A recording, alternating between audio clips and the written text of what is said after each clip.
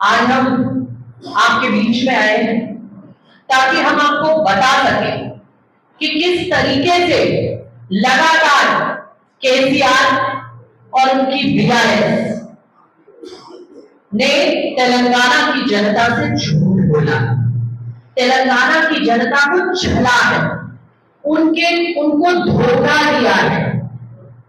मैं शुरू से शुरू करना चाहता हूं। अगर मैं यूथ की बात करूं, यूथ, तेलंगाना के यूथ को कहा था 1 लाख नौकरियां मिलेगी।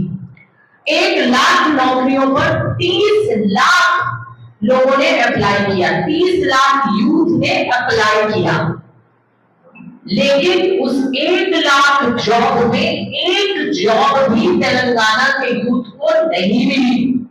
मिला क्या? Paper postponement, paper cancellation, paper leakage, और उसके कारण प्रवल्लिका जैसे सुसाइड हुए। मैं प्रवल्लिका के घर खुद गई, उसकी मां के आंसू पूछे, उसके पिता से मिली, और तब तक केसीआर, केटीआर, कविता और ये पूरी की पूरी स्कैमली सोई हुई थी। इन्होंने किया क्या? इनकी पुलिस ने क्या किया?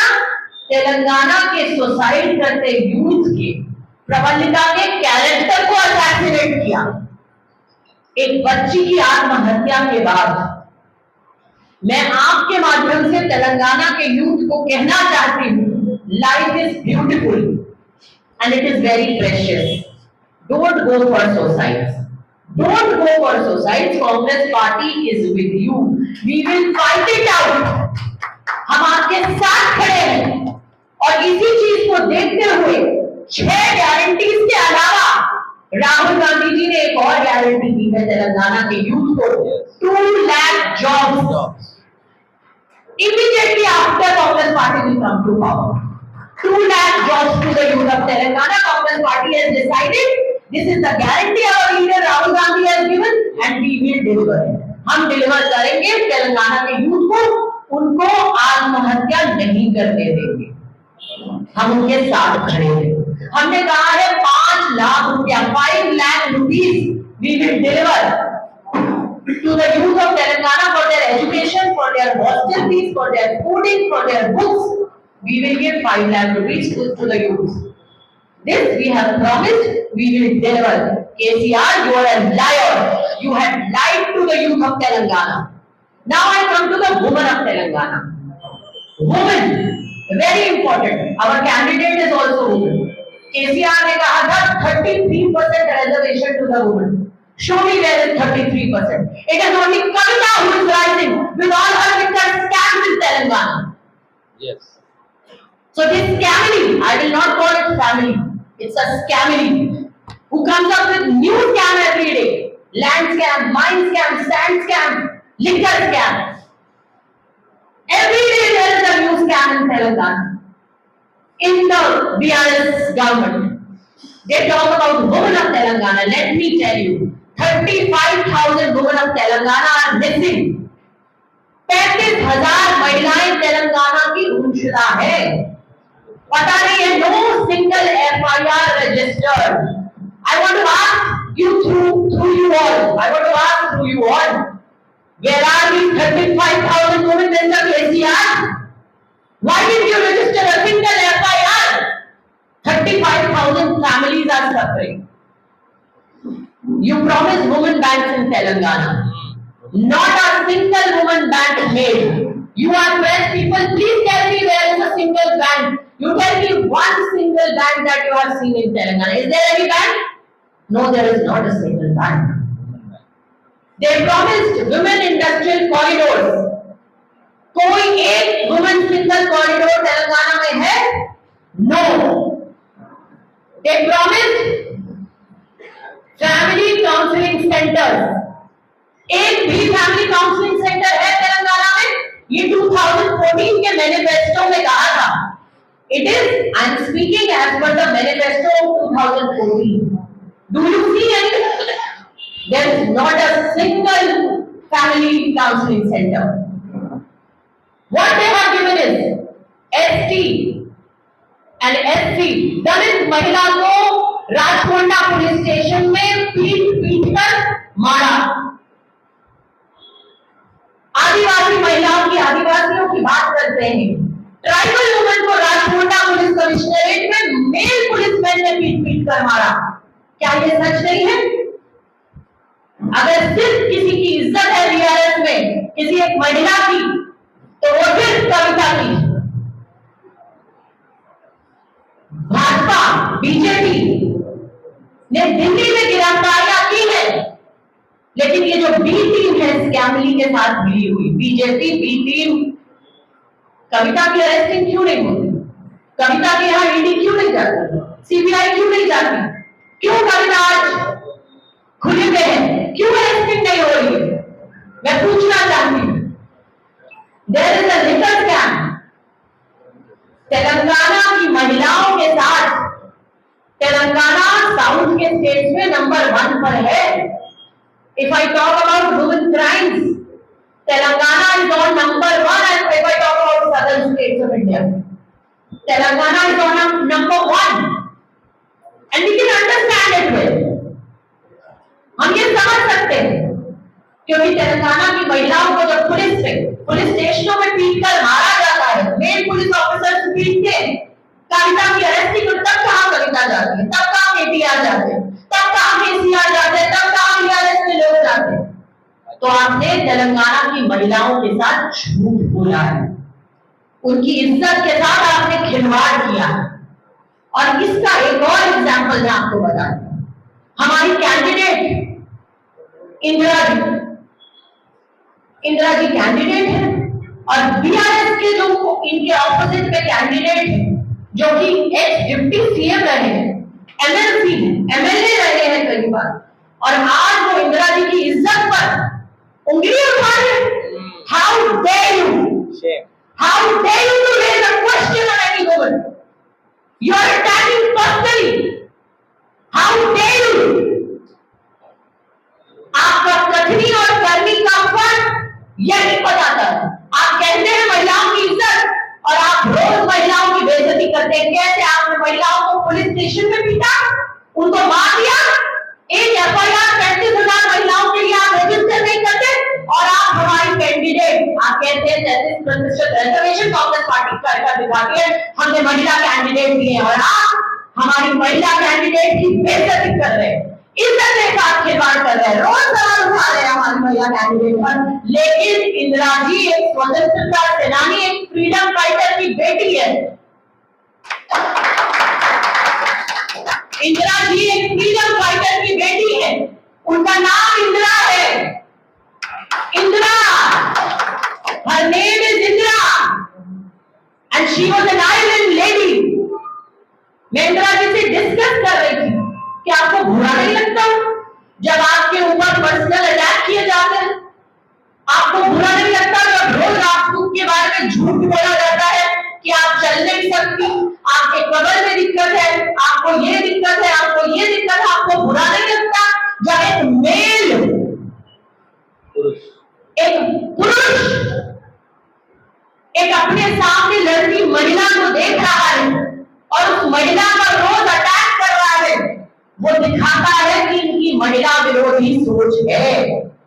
ये पचा नहीं पा रहे हैं कि इनके सामने जो लड़ाई लड़ रही है कांग्रेस पार्टी से, वो एक महिला है, वो एक फ्रीडम फाइटर की बेटी है।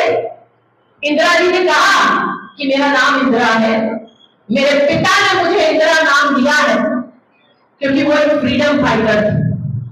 उन्होंने मुझे इंदिरा नाम दिया है क्योंकि वो चाहते थे कि मैं इंदिरा जी जैसी बनूं। मेरे पिता का सपना था, और एक फ्रीडम फाइटर की बेटी है इंदिरा जी। और आप फ्रीडम फाइटर की बेटी को क्यों जाने? इनके खून में लड़ाई है, इनके खून में लड़ना है, डरने वाली नहीं है। ये देशभक्त की बेटी है, इंदिरा जी देशभक्त की बेटी है। इन्होंने कहा मैं फ्रीडम फाइटर की बेटी हूं मैडम, मैं डरूंगी नहीं, मैं लड़ूंगी। हमारी नेता ने नारा दिया है, लड़की हूं लड़ सकती हूं। प्रियंका गांधी ने कहा है लड़की हूं, लड़ सकती, और आज मैं इनके साथ बैठी हूं, उत्तर प्रदेश से आई हूं, संसद का चुनाव लड़ी हूं, पार्टी की प्रवक्ता हूं, यहां खड़ी हूं, इनके साथ हम सब लड़ेंगे और पूरे तेलंगाना को ये दिखाएंगे। प्रबंधिका की जब इज्जत पर सवाल उठाया, जब केटीआर ने, केसीआर की पार्टी ने, बीआरएस की पुलिस ने, तो कांग्रेस पार्टी की इस महिला ने और महिलाओं ने लड़ाई लड़ी, कांग्रेस पार्टी ने लड़ाई लड़ी। तो तेलंगाना की बेटियों के साथ, तेलंगाना की महिलाओं के साथ कांग्रेस पार्टी खड़ी है और इंदिरा जी मजबूत है। समझ जाइए एमएलसी साहब, आप रहे होंगे डिप्टी सीएम, लेकिन यहाँ आपको हम महिलाओं पर उंगली उठाने नहीं देंगे।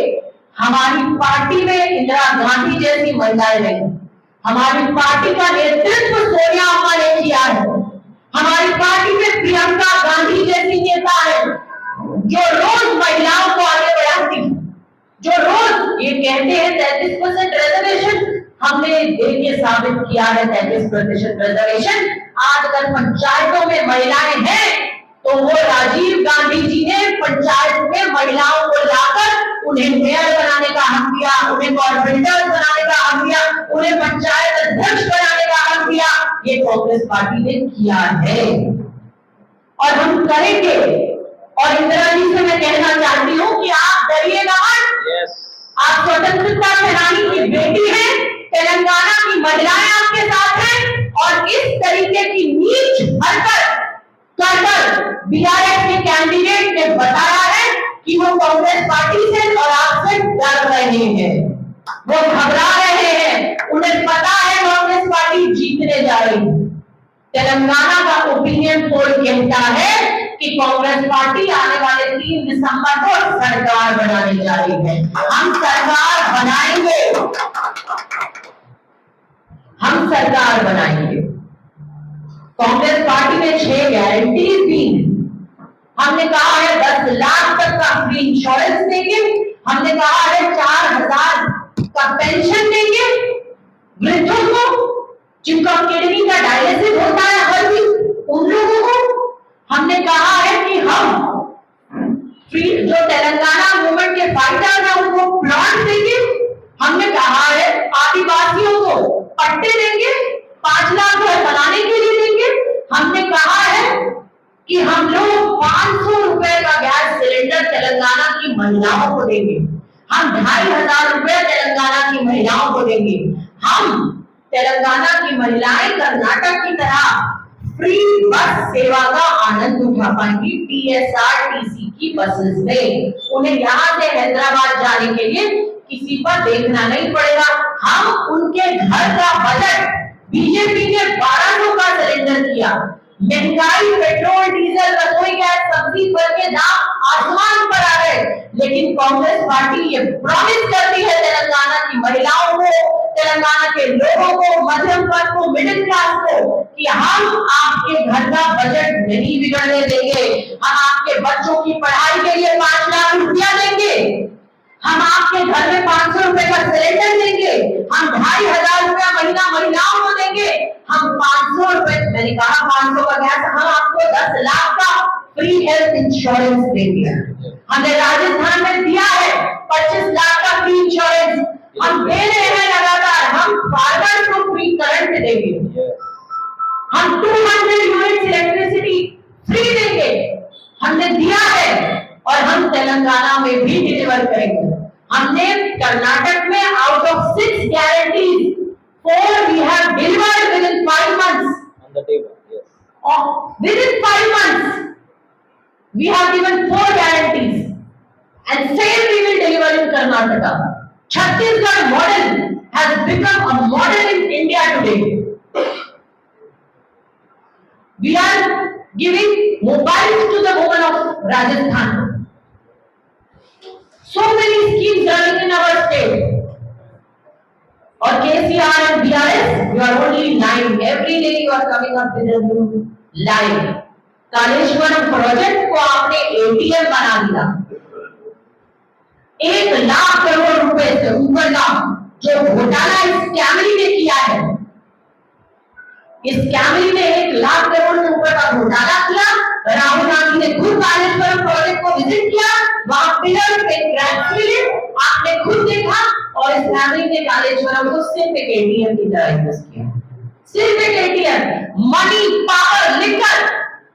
ये लोग सोचते हैं कि तेलंगाना के लोग मनी, पावर और लिकर में बिक जाएंगे, लेकिन तेलंगाना के लोग आज समझ चुके हैं, आज जान चुके हैं कि ना पैसा, ना पावर, ना लिकर अब कुछ काम नहीं आने वाला। अब कांग्रेस पार्टी आएगी, उसकी गारंटी आएगी और 3 दिसंबर को कांग्रेस पार्टी सरकार बनाएगी। ये होगा। ओपिनियन पोल्स कह रहे हैं और हम सड़क पर हैं। हम ये जानते हैं, हम सड़क पर हैं और सड़क का माहौल ओपिनियन पोल से बेहतर है। आज तेलंगाना में कांग्रेस की हवा चल रही है, कांग्रेस पार्टी की वेव तेलंगाना में है। कल राहुल गांधी जी की रैली में हमने जो देखा, क्राउड का ओवरफ्लो एयरपोर्ट से और वारंगल ईस्ट के उस चौराहे तक जहां भीड़ का जन सैलाब था, वहां लोग कह रहे थे कि कांग्रेस पार्टी सत्ता में आएगी। फार्मर्स को इन्होंने कहा था, देखिए फार्मर्स से कैसे झूठ बोला। फार्मर्स को इन्होंने कहा था कि फार्मर्स को कॉम्पनसेशन मिलेगा, बारिश में, रेन्स में जो फसलें बर्बाद हुई, जो क्रॉप खराब हुई, उसके लिए इन्होंने कहा था कि फार्मर्स को कॉम्पनसेशन मिलेगा। कहीं किसी फार्मर को कोई कॉम्पनसेशन दिया मिस्टर केसीआर ने? No, no. So KCR you are a liar, KTR you are a liar, BRS you people lie to the people of Telangana। आपने क्या किया? आपने धोखा दिया, आपने झूठ बोला, लेकिन कांग्रेस पार्टी ने किया है। हमने जब सेंटर में कांग्रेस पार्टी की सरकार थी, 11,000 करोड़ 11,000 करोड़ हमने तेलंगाना के फार्मर्स का लोन वेव किया है, कर्जा माफ किया है और हम करेंगे। हमने राहुल जी ने कहा है कि 2 लाख तक का कर्जा माफ कांग्रेस पार्टी सरकार में आएगी तो हम तेलंगाना के फार्मर्स का माफ करेंगे। हम तेलंगाना के फार्मर्स को फ्री करंट देंगे, हमारे मैनिफेस्टो में है। हम तेलंगाना में 12,000 रुपए पर एकड़ देंगे, हम लेबरर्स को पैसा देंगे, हम पैडी को पैसा देंगे, हम देंगे। हमने दिया है। हमारी सरकार छत्तीसगढ़, राजस्थान, मध्य प्रदेश में जब बनी थी, फर्स्ट कैबिनेट में हमारे नेता राहुल गांधी जी ने डिक्लेयर किया था कि हम उद्योगपतियों का नहीं, इंडस्ट्रियलिस्ट का नहीं, फार्मर का लोन रेज करेंगे और हमने किया। फर्स्ट कैबिनेट मीटिंग में हमने फार्मर का कर्जा लोन वेव किया है, हम तेलंगाना में करेंगे। हम लगातार हमारी गारंटीज पर काम कर रहे हैं। ओल्ड पेंशन स्कीम जो बीजेपी ने खत्म किया, हमने वो हिमाचल प्रदेश, छत्तीसगढ़ और राजस्थान में किया है। हमने डिलीवर किया है ओल्ड पेंशन स्कीम, हमने लोगों को दी है। हम तेलंगाना के लोगों को भी देंगे, हम आपका हक नहीं जाने देंगे। हमने कहा है, देखिए घोटाले, स्कैम ही स्कैम, यूथ के साथ स्कैम, फार्मर्स के साथ स्कैम, वुमेन के साथ स्कैम और छोटे बच्चों के साथ, चिल्ड्रन के साथ भी स्कैम। KG to PG मील, वहां पर भी स्कैम।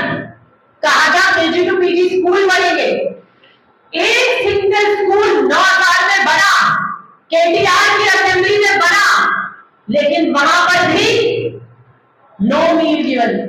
मिल रहा है क्या? मिल रहा है? 9 साल में एक स्कूल, 26,000 स्कूलों में कुछ नहीं, 26,000 schools, there is nothing that is delivered on the name of midday meals or meals. One week they deliver breakfast in one school. After that, उसमें भी scam. Scammy every time, every day, every hour, every minute is into scams. So this scammy, this is not scammy. You call it scammy. This is scammy. So I urge the people of Congress Party and the local people of Telangana, call them scammy. कुछ तो शर्म आए। बेटी लिखकर scam, कोई और fix scam, कोई और लैंड स्कैम, कोई और sand scam. Every day there is a scam. So don't go with the manifesto which is again a scam. BRS का manifesto is again a scam. Nothing is delivered. 2014 manifesto scam. 2018 manifesto scam. 2023 manifesto again is a scam. So don't fall for scams. Go with Congress guarantees, and I'm sure people of Telangana will go with the 6+2 guarantees, 8 guarantees of the Congress party. हम कैसे कह सकते हैं? Opinion polls ने कहा है कि कांग्रेस सरकार बना रही है और 3 दिसंबर को कांग्रेस का चीफ मिनिस्टर तेलंगाना में बनने जा रहा है और हमारी कैंडिडेट इंदिरा जी वो एक एक गारंटी तेलंगाना के और स्टेशन गनपुर के लोगों तक घर घर तक पहुंचाएंगी. ये इनका प्रॉमिस है. This is the promise of Indira ji that each guarantee she will make sure that reaches every single household of station Ghanpur. Don't fall for the ex-deputy CM scam. I have seen Station Ghanpur today. मैं station गनपुर के सड़कों पर गई हूँ आज. कोई development नहीं है, कोई नई चीज नहीं है. वो प्रचार में भी नहीं. He is not even campaigning. He is neglecting. He is coming only for meetings, going back, and he is saying, जब मैं दोबारा बनूंगा तब करूंगा. आप बताइए जो बने हुए थे उन्होंने क्या किया? कुछ नहीं किया. क्या किया? स्कैमरी ने स्कैम किया.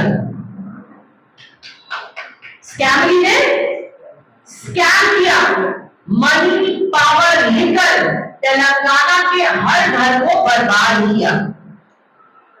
हर घर को घर में लिकर पहुंचा के तेलंगाना के हर घर को बर्बाद किया.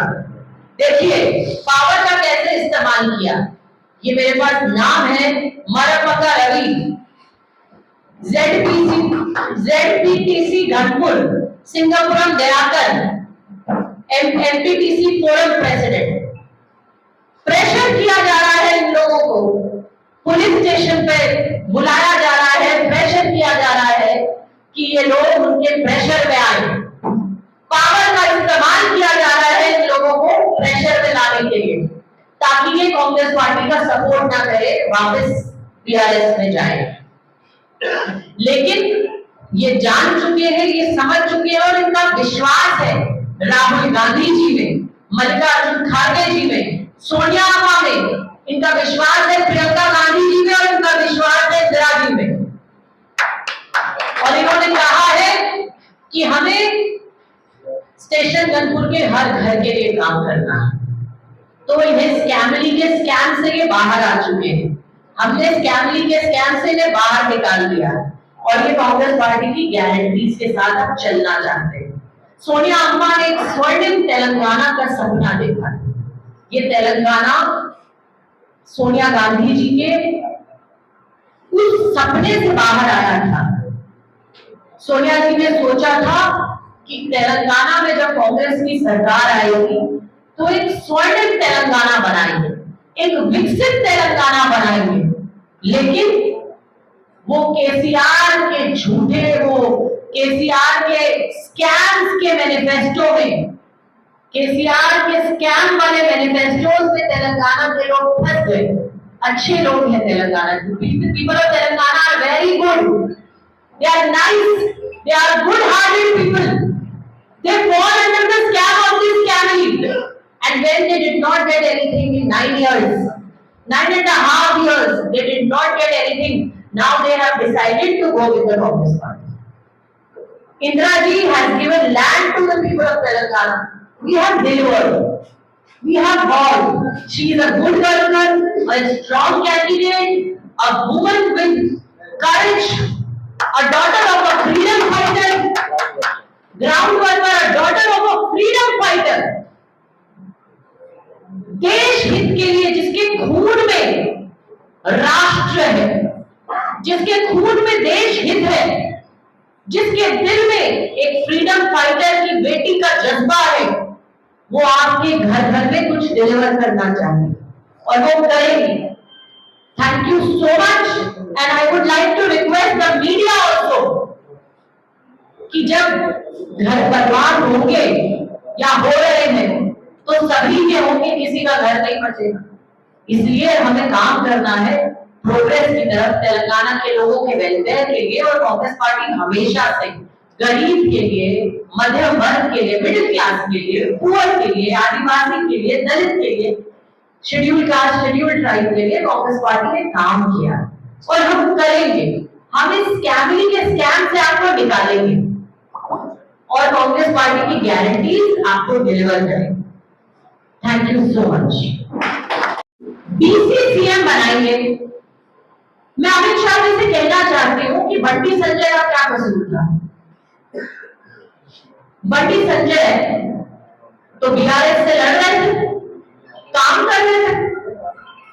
आपने बीआरएस को सपोर्ट करने के लिए बंटी संजय को हटा दिया, जो खुद ही बीसी थे।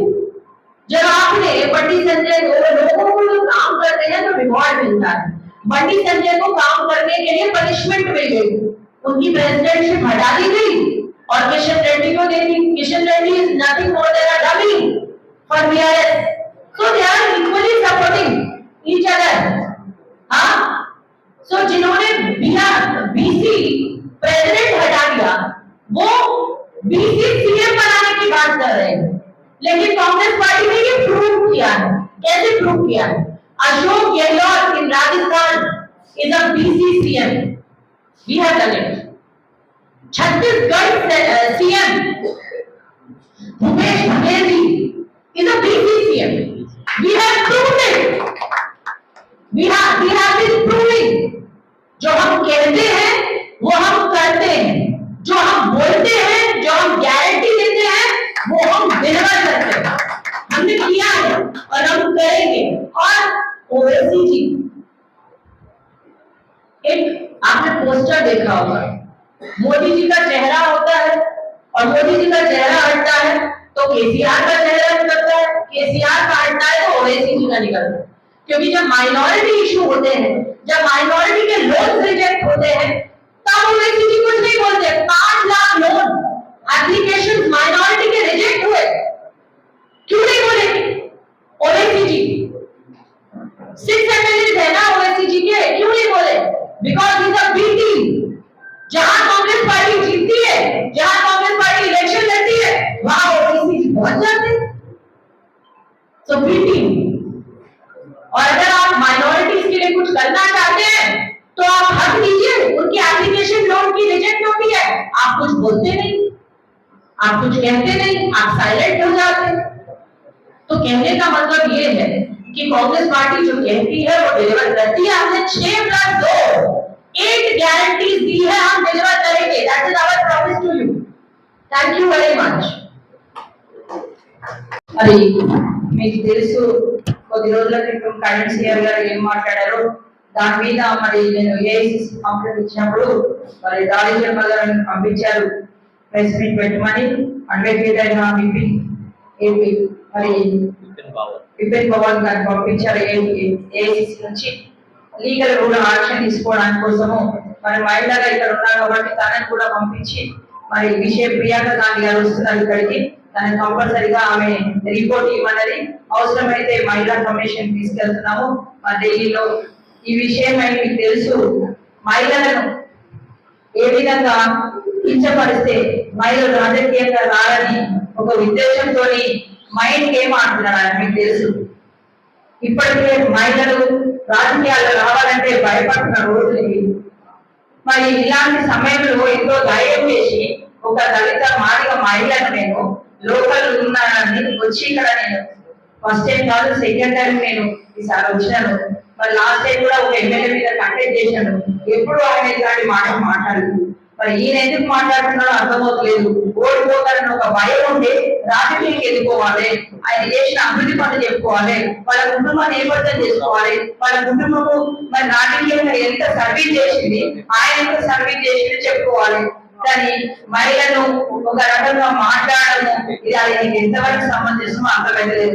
ఏ మహిళ కూడా ఆయన మీటింగ్కి వెళ్ళదు ఇట్లా చేస్తుంటే మరి ఇప్పటికే మహిళలు రాజకీయాలు కావాలంటే ఎంతో మంది అవుతున్నారు. 33% కావాలి మహిళా రిజర్వేషన్ అని మరి మీ పార్టీ లీడర్ కవిత పోరాడుతుందని చెప్పుకుంటూ మరి రాజకీయం వచ్చిన మహిళను మెంటల్ గా హరాస్మెంట్ చేసుకుంటూ లేని అన్ని స్టోరీ చెప్పుకుంటూ మాట్లాడుకుంటూ ఏది కేసు అంటగట్టుకుంటూ విచిత్రంగా మరి ఒక విచిత్ర జీవితంగా ప్రవర్తిస్తున్నారు ఇప్పుడున్న ఈ కాంగ్రెస్ సీఎం గారు. ఆయన ఓడిపోతున్న ఒక భయం, మహిళా చేతిలో ఓడిపోతున్న ఒక భయం.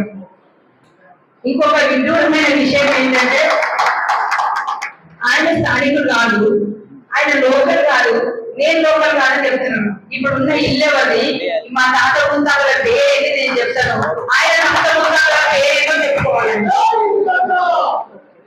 ఆయన ఏ ఊళ్ళో పుట్టిండు, ఎక్కడ జరిగిండు, ఎక్కడ ఉన్నాడు, ఏదో పుణ్యానికి వచ్చి మరి ఫస్ట్ టైం ఎలక్షన్ వచ్చినప్పుడు ఏ పని మీద వచ్చావు, ఎంత ఆస్తితో వచ్చావు.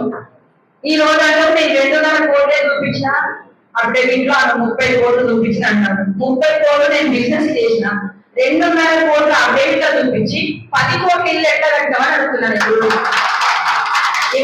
చిన్న వాళ్ళకు అర్థమైంది ఇల్లు వాల్యూ. ఇప్పుడు ఇల్లు చూస్తే మీకు వాల్యూ చేస్తారు. ఇప్పుడున్న అనుకోండి ఇల్లు మరి ఎవరు కట్టించిండ్రు, ఎవరి పేరు మీద ఉంది, ఆ 2.5 కోట్ల ఇన్కమ్ ఉంటే 18 కోట్ల ఇల్లు ఎలా వచ్చింది, నీకున్న ఆస్తులను ఎట్లా వచ్చినాయి, నీకు ఆ రాపూర్ దగ్గర ల్యాండ్ ఎట్లా వచ్చింది, మొన్న సేల్ పెట్టుకున్నావు 10 ఎకరాలు ఉందని మరి అది అదే ఎట్లా వచ్చింది, 2.5 కోట్లని అప్డేట్లు చూపిస్తే దొంగ అప్డేట్లు చూపించాల్సిన అవసరం లేదు. అది సింగిల్ గా నా ఒక్కదాన్ని 30 కోట్లు చూపించిన, నా పిల్లలందరినీ ఆస్తి చూపిస్తే ఈ రోజు నీకు అర్థమవుతుంది. మీరందరూ మాదిగలమ్మి మీరు ఆస్తులు అమ్మి మాదిగలకి అంటారు. నువ్వు ఏ రోజు ఏ మీటింగ్ లో కూడా ఇప్పటి వరకు నేను దళితుని నాకు ఓటు ఏంటి అని అడగలేదు. ఇప్పటి వరకు మీరు ఎప్పుడైనా ఏ ఒక్కో నేను దళితులను మాట్లాడాలి. ఈ రోజు నేను సవాల్ చేస్తున్నా, నేను నా కులం పేరు చెప్పి ఓటు అడుగుతున్నా, మాదిగ బిడ్డలు నీ కులం పేరు చెప్పి ఓటు అడుగుతుంది.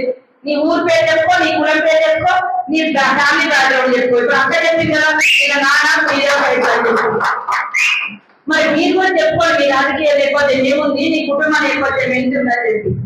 ఎవరు అడగలేకనా మీకు ఇట్లా, ఎవరు మాట్లాడలేకనా నీ గురించి ఇష్టం వచ్చినట్లు మాట్లాడవు, ఇష్టం కేసులు పెట్టవు, పోలీసులను చూసుకుంటావు. ఎప్పుడు అధికార మాట్లాడుంటే పోలీసులు అప్పుడు ఉండాలని ఆయనకు ఆ మాటలు చేస్తారు.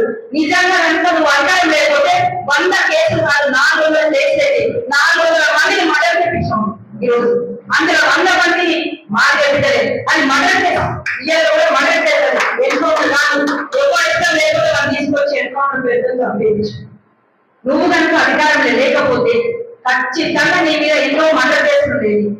మరి కాంట్రాక్టర్ నుంచి డబ్బులు తీసుకుంటే అది ఎట్లా తెలుస్తుందన్న, ఇవాళకి కాంట్రాక్టర్ నుంచి ఎంత నుంచి డబ్బులు వస్తున్నాయి, కానీ డబ్బులు వచ్చినట్టు లెక్కలేదు.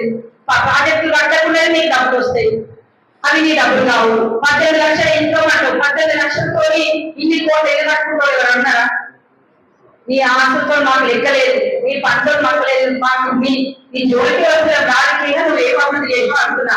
శ్రీహరి గారు అని మహిళలు మాట్లాడా మీటింగ్ లో, అన్న అని మాట్లాడినా, నువ్వేం మాట్లాడావు? చెల్లెని పట్టుకొని బాడీ షేరింగ్ చేస్తావా, బాడీ గురించి మాట్లాడతావా? ఇదా నైతిక జీవితం?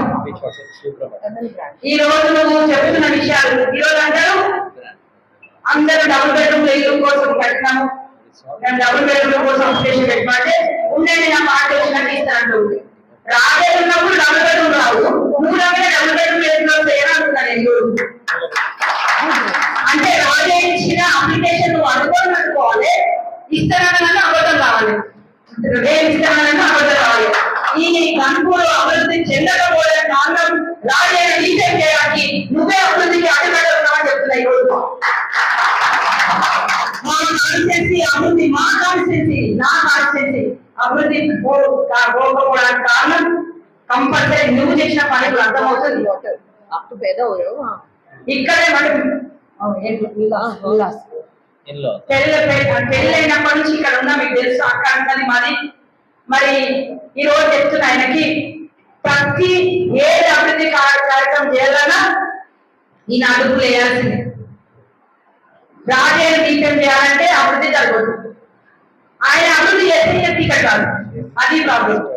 ఆయన మంత్రి పదవి వస్తే ఈయన అభివృద్ధి జరిగి మళ్ళీ మంత్రి పదవి వస్తే ఈయనకు రాదు.